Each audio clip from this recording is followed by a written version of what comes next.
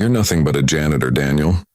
I refuse to waste my life with a man who scrubs floors when I could stand beside a manager who commands respect."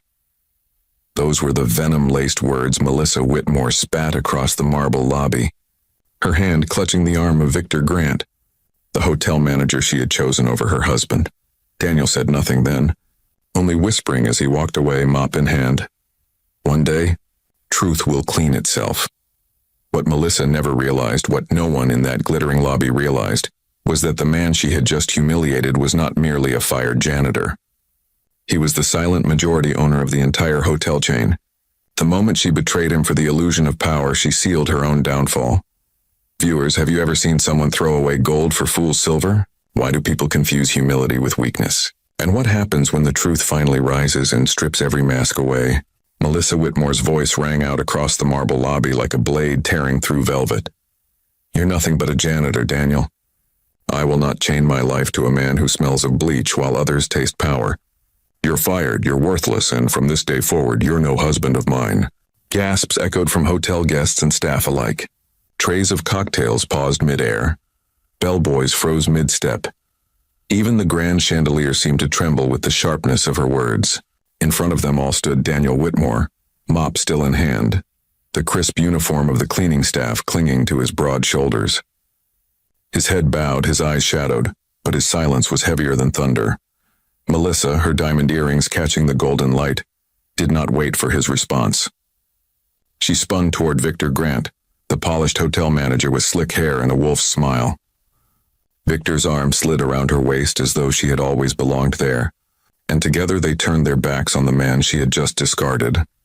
But what the crowd did not know, what Melissa herself had never even dreamed, was that Daniel Whitmore was not just a janitor. He was the unseen majority owner of the entire luxury hotel chain whose floors he scrubbed and hallways he swept. The man humiliated in rags of humility was, in truth, the architect of the empire Melissa thought she was stepping into by siding with Victor. Unaware of the fortune and power hidden beneath his quiet exterior, she had publicly severed their marriage to marry a manager who believed himself king over polished tiles. Who would believe that a woman could abandon her own husband in front of the very empire he secretly controlled? How could a wife blind herself so completely to the man beside her that she missed the signs of his quiet reign? Why would a billionaire bury his crown beneath the mop and bucket of a janitor's work? And what would happen when the truth rose, unstoppable and blazing, to strip away every falsehood, every betrayal, every illusion Melissa clung to? The story of Daniel and Melissa was no ordinary tale of love gone sour. It was the kind of revelation that tore masks from faces and left entire rooms gasping for air. Because when you dump a janitor for a manager, what do you do when that janitor owns the hotel? Long before Melissa's voice cracked through the hotel lobby, their lives had been woven from different threads. Daniel Whitmore was a man carved out of silence and discipline. At 38, he carried himself with a humility that made him invisible to those who equated worth with gold watches and sharp suits. His uniform, a simple janitor's outfit with sleeves rolled from habit, was his armor, though no one around him suspected the truth. Beneath the modest clothes and calloused hands lay the mind of a strategist, the heir to a legacy his father had left behind. Daniel's father had once been a bellboy in this very chain, a man whose devotion to duty cost him his health and eventually his life. On his deathbed, he pressed Daniel's young hands together and whispered, "Never let pride blind you to people's struggles. If you build something, build it with them, not over them." Those words were the spine of Daniel's empire. From a single inherited motel, he had expanded quietly, carefully, until his name controlled the chain's boardrooms and legal documents, even as his feet swept the corridors. Melissa, on the other hand, had grown up with nothing but resentment for poverty. At 34, she was striking, her beauty sharpened by a restless hunger. She had watched her father gamble away her childhood security, leaving her mother to scrub laundry to survive. Melissa swore she would never endure that kind of life again. When she married Daniel, she saw him as stable, dependable, even if uninspiring. He was a man who worked hard, never unemployed, and always faithful. For Melissa, that was enough, at least in the beginning, but time gnawed at her patience. She compared him to the well-dressed guests that walked through the hotel doors. Executives in tailored suits, women glittering in jewelry, managers barking orders with authority. Daniel, with his mop and his quiet smile, seemed to shrink beside them. The more Melissa compared, the more bitter she became. Victor Grant, the manager, was everything Daniel was not, or so Melissa thought. At 41, Victor's ambition was his perfume. He thrived on being seen, on making an impression with his polished shoes and sharp tongue. Behind his charm was a ruthless hunger, to climb, to dominate, to wear power like a second skin. Melissa caught his attention quickly, and Victor saw in her a weapon to humiliate Daniel, whose quiet dignity he secretly despised. The three of them formed a dangerous triangle. Daniel, the silent owner living as a servant, Melissa, the wife chasing status at any cost, and Victor, the manager desperate to seize what he could never earn. Yet even in the shadows of betrayal there were murmurs. Some of the staff, maids, bellboys, even the elderly doorman, treated Daniel with a respect that didn't quite match his role. Whispers passed about how investors bowed when he walked by, or why the accountant once addressed him as Mr. Whitmore. Melissa brushed these off, blinded by her hunger for visible success. What she didn't realize was that every choice, every dismissal, every sharp word against Daniel was drawing her closer to a revelation that would destroy the very illusions she clung to. And as Victor tightened his grip on her arm, Daniel's silence was not defeat. It was patience, an empire waiting for the right moment to rise. The days following Melissa's first flirtations with Victor seemed ordinary on the surface, yet beneath the polished marble floors of the hotel, invisible cracks spread like veins of ice. Victor Grant prowled the hallways with the arrogance of a man who believed the hotel was his kingdom. His voice carried like a whip as he berated the staff, demanding spotless mirrors, tighter schedules, more profit squeezed from weary backs. To guests he was charm incarnate, bowing and smiling with rehearsed grace. But to those who worked under him, he was a storm in a tailored suit. Melissa, hungry for the shine of authority, drifted closer to that storm. She lingered in the lobby longer than necessary, watching Victor bark orders with the ease of someone who commanded respect, or at least fear. When he laughed, she tilted her head too, as if drinking in the rhythm of his ambition. Daniel noticed, though he said little. His silence was not ignorance but study, every detail etched into the ledger of his memory. One evening, as Melissa stood before their small apartment mirror, adjusting her dress before meeting friends, Daniel spoke with a calm that carried weight. "Melissa," he said softly, "not all crowns are made of gold. Some are poison. Be careful which one you reach for," she scoffed, brushing past him, the scent of her perfume trailing like defiance. "Easy for you to say, Daniel. You wouldn't know what a crown feels like." His eyes lowered, and he returned to polishing his shoes scuffed not from poverty, but from choice. He had worn them on purpose, even when an entire closet of Italian leather sat untouched in another part of town.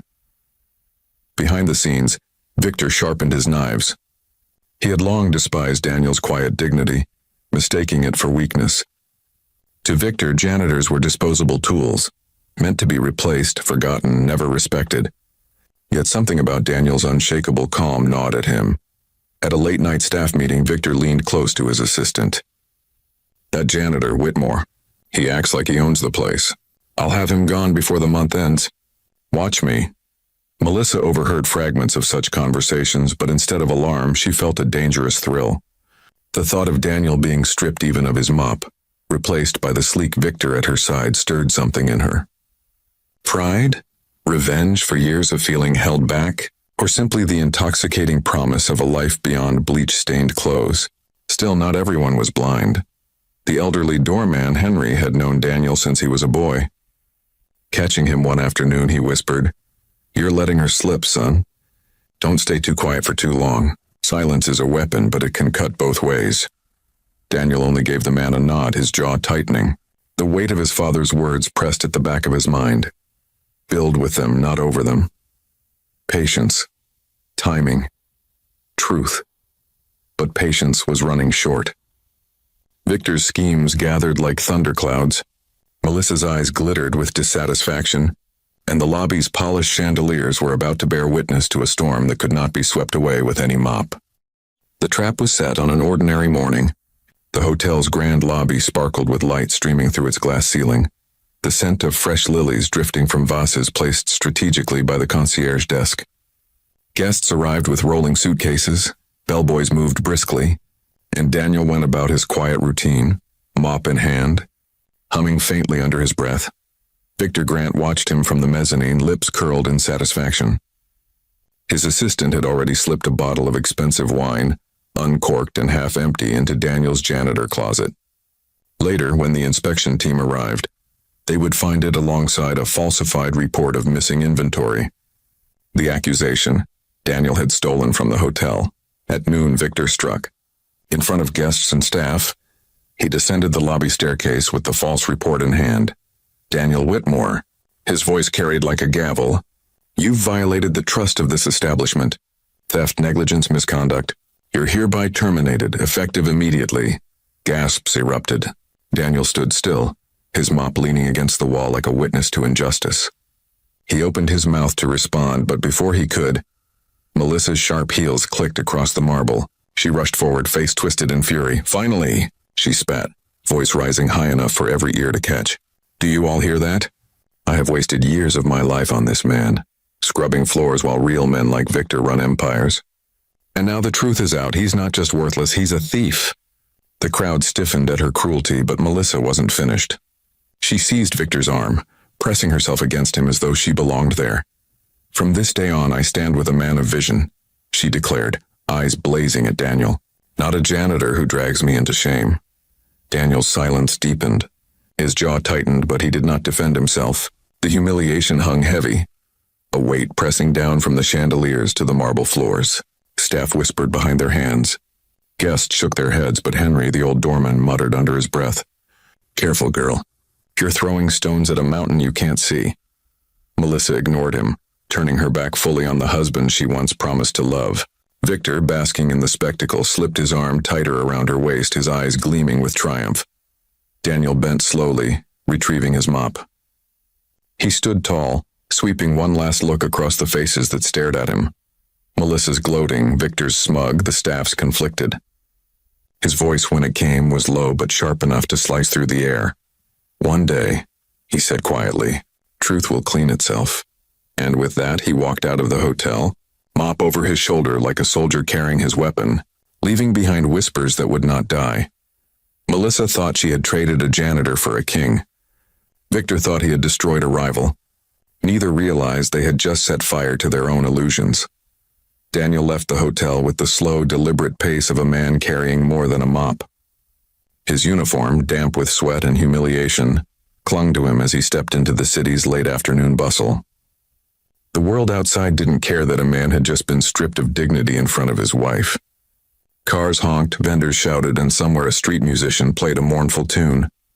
But Daniel's silence was not emptiness. It was calculation. As he walked, fragments of memory bled into his thoughts, reminders of a truth no one else could see. He remembered the night his lawyer, Mr. Stanton, had placed a leather folder before him in a quiet office. Inside were documents bearing his signature, contracts, expansions, acquisitions. With one pen stroke after another, Daniel had transformed a single motel into a chain of luxury hotels stretching across states. He owned them, not in name displayed on placards, but in stock and shares in silent majority control. His janitor's uniform had always been a mask. Remain unseen until the time is right, Stanton had advised. A king who hides among his people learns more than a king who rules from above. Daniel had agreed. And for years he had walked the hallways with mop and bucket, testing managers, observing staff, building loyalty without ever announcing who he was. Now, as he replayed Melissa's words, "You're nothing but a janitor." He felt the sting not of truth but of betrayal. She had never once looked beneath the uniform, never once seen the man who had shielded her from poverty, who had chosen simplicity so she could live freely. Her hunger for status had blinded her. Meanwhile, inside the hotel, Melissa's world glittered. Victor whisked her into staff lounges and managers' dinners, parading her as though she were already his queen. She laughed louder than usual, her hand resting on his arm, drinking in the stares of others. "See?" Victor whispered one night as they sipped champagne in the executive suite. This is the life you deserve. No more rags, no more scrubbing floors. With me, you'll never taste shame again." Melissa's eyes shone, though deep within her chest flickered unease. She remembered the way Daniel had looked at her, not with anger, but with something deeper. A calmness she couldn't explain, as if he knew a secret she didn't. Still, she drowned the doubt with champagne, clinging tighter to Victor's promises. But the hotel staff whispered. Housekeepers who had seen Daniel's quiet kindness missed him already.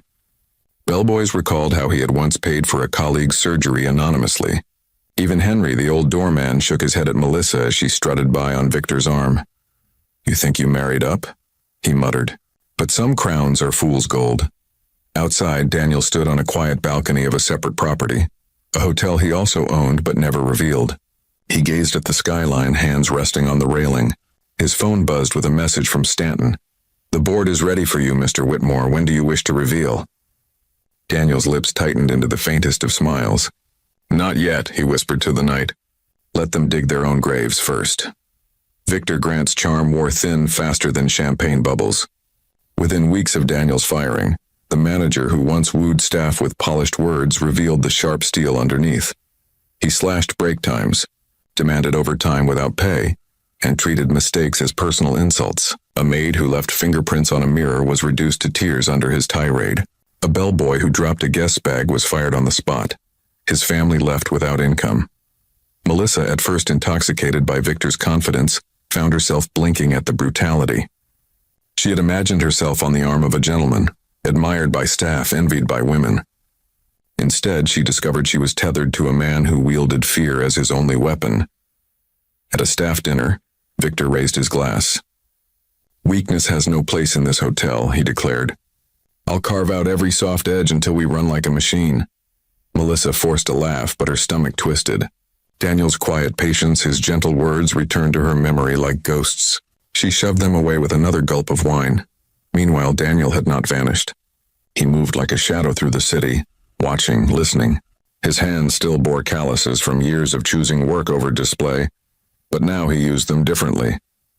When the young maid who had been fired collapsed in despair, Daniel arranged for her medical bills to be paid anonymously.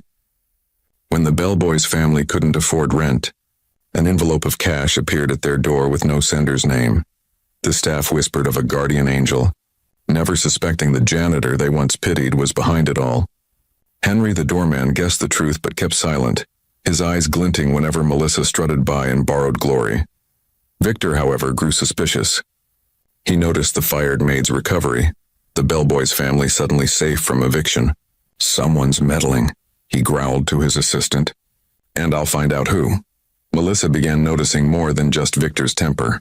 She caught the way he eyed other women in the lobby, his hand lingering too long on the receptionist's shoulder. She heard rumors of him pocketing funds meant for hotel upkeep, and she felt the chill of staff pulling away, their respect nothing more than forced obedience. Still, she clung to her choice.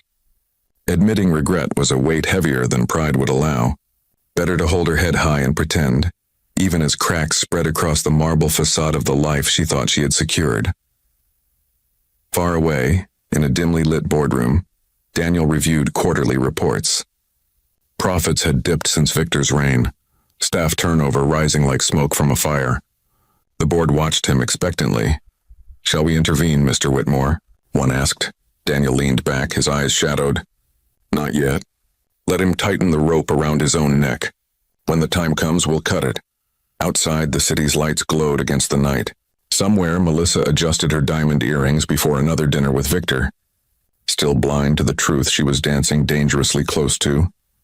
And in the silence of his private study, Daniel whispered almost to himself, "Illusions never last." The hotel had grown colder since Daniel's dismissal. Staff moved like shadows under Victor's sharp commands, their smiles brittle, their laughter long gone. Yet in the silence of break rooms and behind the hum of service elevators, whispers began to stir. It started with the accountant. She had noticed an unusual detail. Certain documents bore the name Whitmore Holdings. When she traced them, they pointed not to Victor nor the board, but to someone higher, someone unseen. "Who is this Whitmore?" a maid whispered as they folded sheets. "Not the janitor, surely," a bellboy scoffed, though his voice wavered. "That man barely spoke. But Henry, the old doorman, leaned on his cane and muttered, "You think crowns only come with gold? Sometimes they hide in plain clothes." The rumors thickened like fog, drifting up the marble staircases and into Melissa's ears. She overheard them one morning as she passed the staff lounge, talk of a silent owner, a man who moved unseen but controlled everything. She laughed loudly, tossing her hair, her bracelets jingling. "If there is such an owner, I assure you he would never scrub floors with a mop." "Don't be ridiculous. That's nothing more than servant gossip." Victor smirked, slipping his hand to the small of her back. "Exactly. A fairy tale for people too weak to face the truth. I am the only authority here." Melissa beamed, but unease lingered. She remembered Daniel's calm words. Life is not what it looks like. His silence when she mocked him. His unshaken eyes as she declared him worthless. Could it be? No, she banished the thought with another laugh. Still, the staff began watching her differently. Not with admiration, but with pity. When she walked hand in hand with Victor, some turned away. Others whispered, shaking their heads. Melissa, blinded by the sparkle of her new dresses, refused to see it. Meanwhile, Daniel was anything but idle. In a private suite miles away, he sat at a mahogany desk surrounded by board members and lawyers. Charts of declining profits under Victor's management flashed across a projector screen. "The staff is bleeding out," Stanton, his lawyer, said grimly. "If we don't act soon, the reputation you built could fracture beyond repair." Daniel clasped his hands, his eyes calm but burning with quiet fire. "Then it's time." The board leaned in. "I've walked among them long enough," Daniel continued. "I've seen who deserves to stay and who deserves to go. The gala will be our stage." He envisioned it. The annual shareholders' gala where the entire chain's leadership gathered in glittering halls, managers puffing their chests, investors sipping wine. Melissa would surely be there, clinging to Victor, believing herself untouchable. And when his name was called, when silence swept the room, Daniel would no longer be the janitor with a mop. He would be the empire itself, revealed in a blaze that could not be denied. "Prepare the announcement," he said finally. "The time for silence has ended." The annual Whitmore Hotel Shareholders Gala shimmered like a kingdom of glass and gold. Crystal chandeliers glittered above silk-draped tables. Violins hummed from a corner stage, and the air smelled of wealth, champagne, roses, and polished ambition. Every manager, investor, and executive in the chain had gathered to bask in their importance. Melissa entered on Victor's arm, her gown an emerald silk that caught every flicker of light. She had never felt more radiant, more certain that she had climbed to the station she was born for. Heads turned as she passed. Her chin rose higher with every glance. "Smile, darling," Victor whispered, his grip firm on her waist. "Tonight we are the stars. By the end of the evening they'll see me as the rightful face of this empire." Melissa's lips curved. She had rehearsed this moment in her mind, walking through the crowd, no longer chained to a janitor but elevated by a man who commanded power. She ignored the uneasy flicker in her chest when she caught certain staff looking at her not with envy, but with pity. At the edge of the ballroom, Daniel arrived alone. He wore not his janitor's uniform but a tailored black tuxedo that fit his frame like a sculpted shadow. For the first time in years, he carried himself without disguise. His eyes swept the room, not searching for approval but taking measure as a king returning to his throne. Few recognized him at first. He was too transformed from the quiet figure with mop in hand. Yet those who did, Henry the doorman, the young maid whose bills he had paid, the bellboy whose family he had saved, watched with tears threatening their eyes. They knew tonight was not just a gala. It was judgment. The host's voice rang out across the hall. "Ladies and gentlemen, welcome to our annual gala. Tonight we honor the leadership that has brought this chain to greatness. But before we begin, the board has requested a very special address." Melissa's hand tightened on Victor's arm. "Who could it be?" she whispered, her eyes scanning the stage. Victor smirked. "Likely me." "They know who's truly running this place." Daniel stepped forward. His polished shoes echoed against the marble floor as the crowd parted, confusion rippling in waves. Whispers surged, recognition dawning, disbelief rising. Melissa's eyes widened. She blinked once, twice, her breath catching. "Daniel," she whispered, the name cracking like glass against stone. Victor's smirk faltered. His hand slipped from Melissa's waist as sweat prickled his brow. Daniel climbed the stage, calm as ever, adjusting his cufflinks. The microphone stood before him, waiting. He rested his hands on the podium, gaze sweeping the room, and for the first time, his voice filled the hall, not soft, not quiet, but carrying the weight of a man who had chosen silence until silence was no longer needed. "Good evening," Daniel began. "I am Daniel Whitmore, majority owner of Whitmore Hotels, and tonight truth will have its place." The room fell to a stunned, breathless silence. The ballroom stood frozen in disbelief. Champagne flutes hovered mid-air, violins fell silent, and all eyes fixed on the man who once carried a mop, now standing at the podium as if it were a throne. Daniel's voice was steady, rich with the authority of truth finally unchained. "For years," he began, "I walked these hallways unseen. I cleaned your floors, I polished your brass, I scrubbed the marble beneath your feet, not because I had no other choice, but because I did. Because I needed to know what kind of empire had I built. Was it one of dignity or of greed?" Murmurs swept the crowd, investors leaning forward, managers stiffening. "I inherited a single motel from my father, a man who died working in this very industry. From that seed I built Whitmore Hotels, not through inheritance of privilege, but through sweat, discipline, and faith.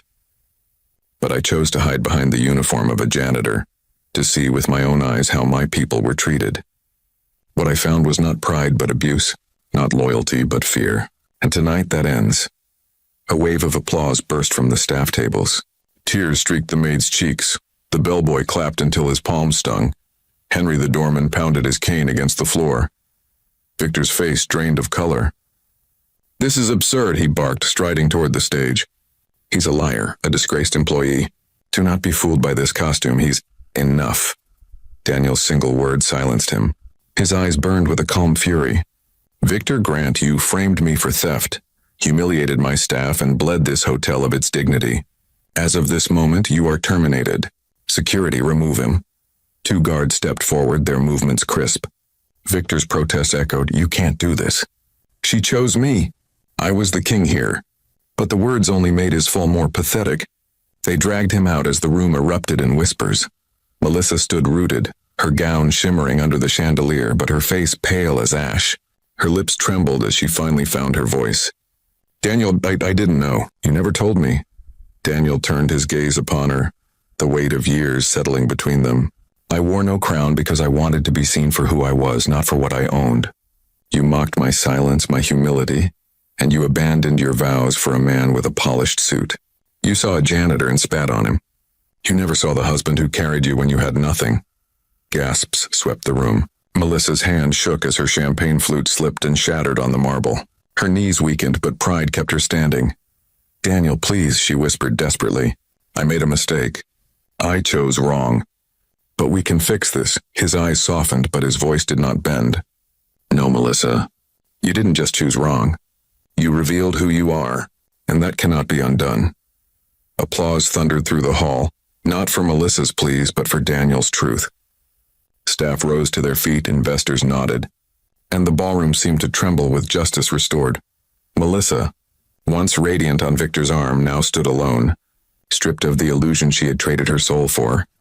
The thunder of applause eventually faded into a reverent silence, as if the ballroom itself knew history had shifted. Daniel remained at the podium, steady and unshaken, his words now turning from revelation to renewal.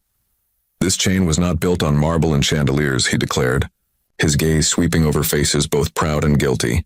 "It was built on the hands of men and women who rose before dawn, who scrubbed, carried, and smiled through exhaustion. From this day forward, no manager will treat staff as slaves, no profit will outweigh dignity, and no one will stand above another in cruelty. Whitmore Hotels will be an empire of respect, or it will be nothing at all." The staff erupted once more, cheers rising like a chorus. The board nodded solemnly, investors already calculating the value of loyalty restored. Daniel left the stage to embrace the maid whose medical bills he had paid. She sobbed against his shoulder. The bellboy's parents bowed in gratitude, and Henry the doorman, eyes glistening, pressed his weathered hand into Daniel's. "Your father would be proud, son," he whispered. Meanwhile, Melissa's world collapsed around her. Guests turned away from her, whispers following like shadows. The diamonds at her neck, once a crown of triumph, now glittered like chains. She stumbled after Daniel as he moved through the hall, her voice breaking.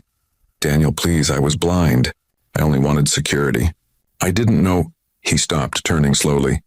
His tuxedo gleamed under the lights, but it was his eyes, calm, sorrowful, unyielding, that cut deepest. "You didn't need to know," he said softly. "You only needed to see me. Not what I wore, not what I earned, but me. And you never did." Melissa's knees weakened, tears streaking her makeup. Victor was gone. The staff despised her, and the man she had scorned now stood taller than any king. She tried to reach for his hand, but Daniel stepped back, shaking his head. "You divorced a janitor, Melissa," he said, his voice carrying like a final gavel. "You never knew the man who owned your dreams." The words shattered her more than any silence ever could. She crumpled into a chair at the edge of the ballroom, her sobs drowned by the celebration of a restored empire. In the days that followed, Daniel enacted sweeping reforms. Wages were raised, staff given shares in the company, and the culture of fear Victor had sown was uprooted. The name Whitmore Hotels became synonymous not just with luxury, but with humanity. Melissa faded into obscurity.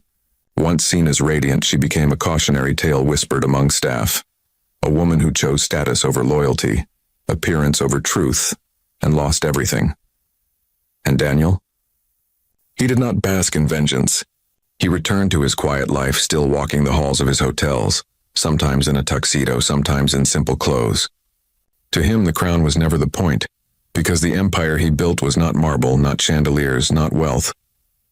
It was people, and that was something Melissa could never understand. Moral. True worth is not measured by the clothes one wears or the titles one claims, but by the heart revealed when all disguises are stripped away.